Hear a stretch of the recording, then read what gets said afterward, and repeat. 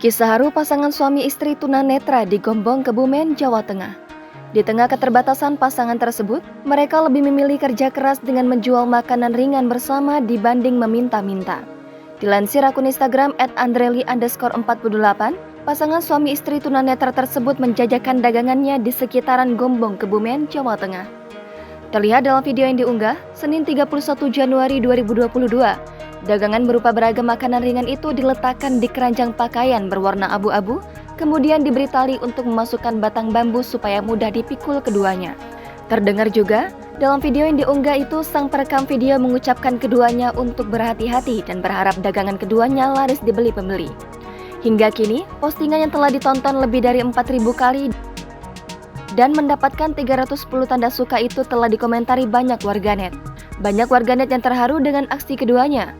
Banyak juga warganet yang mendoakan pasangan tunanetra itu sehat selalu dan dilancarkan rezekinya. Jangan lupa subscribe, share, komen, dan like ya!